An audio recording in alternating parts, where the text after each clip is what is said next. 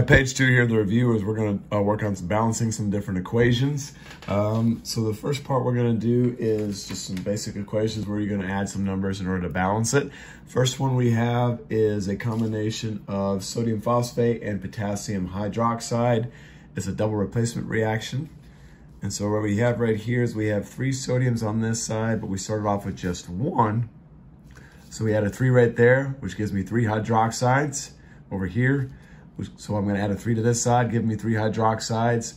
Now that changes my potassiums to 3, which I already have 3 on this side. So I have 1 phosphate, 3 hydroxides, 3 hydroxides, 3 sodiums. 3 sodiums equation is balanced. Moving on to the next one here. It's a little bit more simple. We have 1 carbonate right here, 1 carbonate here, 2 fluorines. So I'm going to put a 2 here to give me 2 fluorines. Now I have 2 lithiums, 1 magnesium. 1 magnesium, my equation is balanced. Next one here we have phosphate, 4 phosphates plus 1 oxygen molecule, giving us a covalent compound here, a diphosphide trioxide. So I have 2 phosphoruses right here already, so I'll put a 2. So 2 times 2 gives me 4, same on the other side. I have 3 oxygens already, so times it by 2 gives me 6. And I do the opposite on the other side, 3 times 2 would give me 6 on that side. Next equation is another double replacement. So you see right here, I have 2 times everything inside this parentheses, so it's going to be 2 nitrate compounds. So over here, I'm going to add a 2 to give me 2 nitrate compounds on that side, which gives me 2 rubidium. So on this side, I am at a 2, gives me 2 on that side. Changes my fluorines to 2. I have 2 fluorines there, 1 beryllium, 1 beryllium. My equation is balanced. Last part on here, we have silver nitrate plus copper. So this is a single replacement reaction. Notice I have copper by itself. Now it's paired up. Silver was paired up, but now it's by itself. So I have 2 silvers over here to give me 2 nitrates, the same as it is on this side. So I change this to a 2. I have 1 copper, 1 copper. That equation is balanced. Move on to the next one. Now we're going to have to identify the different equations and balance them at the same time. So we have here equation number 1. Same thing, we're going to balance that. We have 3 bromine. I'm sorry. Oops. Excuse me. I didn't finish that one right there. I have 3 sodiums right here, and it gives me 3 sodiums right there. It changes my number of bromines to 3. So I put a 3 right there to give me 3 bromines, and I already have 3 hydrogens right there. So my equation is balanced. This is an example of a double replacement equation. So next couple are going to be the first 2, are double replacement equations. Same thing here. It's a little more complex than it looks on the surface, but if I have SO4 on the left and SO4 on the right, instead of trying to figure out the number of sulfurs and separately the number of oxygens, just count the number of SO4s. So there's 3 SO4s there. I need 3 there. Changes my calciums to 3. Change my calciums to 3. I have 3 times 2 hydroxides, so 3 times 2 of the OHs. So over here, I already have 3, so multiply that by 2. Now it gives me 2 aluminums. My equation is balanced. Moving on right here, I have a single replacement, meaning whatever is by itself is going to replace the metal paired up and then make that separate metal be by itself on the other side. So I have 2 irons, so I need 2 irons here. I have 3 oxygens on this side, so I give my 3 oxygens right there, changing my number of magnesiums, 3 magnesiums right there. This is a combustion equation. Anytime you have something that starts with C, like methane, ethane, butane, plus oxygen yielding carbon dioxide and water. This right here is a combustion equation every time. So notice I have 2 carbons, so I need 2 carbons on this side.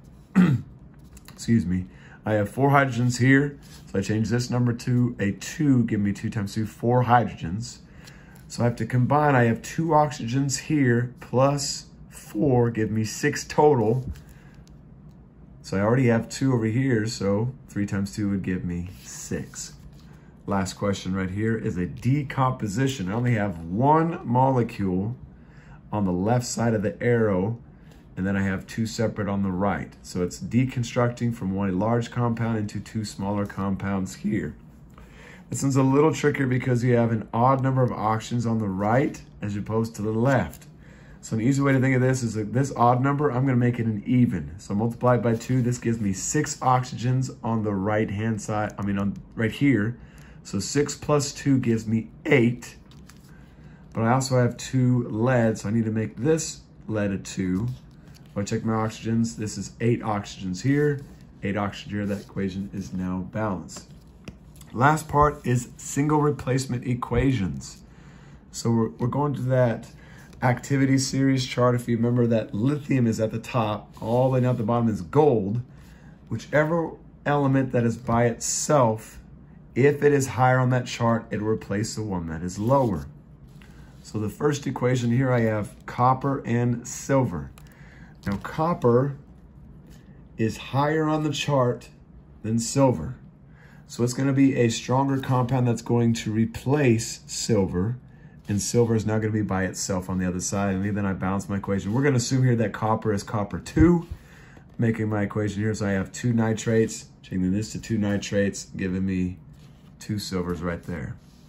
Now the next one, magnesium and sodium. Now according to our activity series chart, magnesium is lower on the chart than sodium.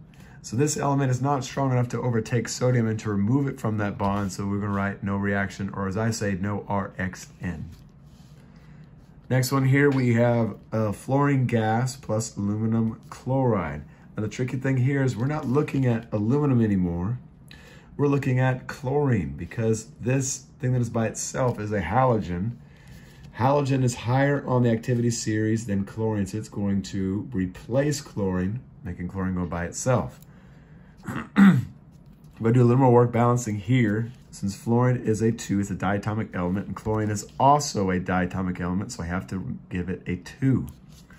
So I have 3 chlorines and 2 chlorines. A simple way to say they have a common denominator of 6. So I have 6 chlorines there, 6 chlorines there, making this 2 aluminums, 6 fluorines, 6 fluorines. Last part here, I have iodine, so similar to our letter C, this is the halogen. It is lower on the activity series than chlorine, so there will be no reaction.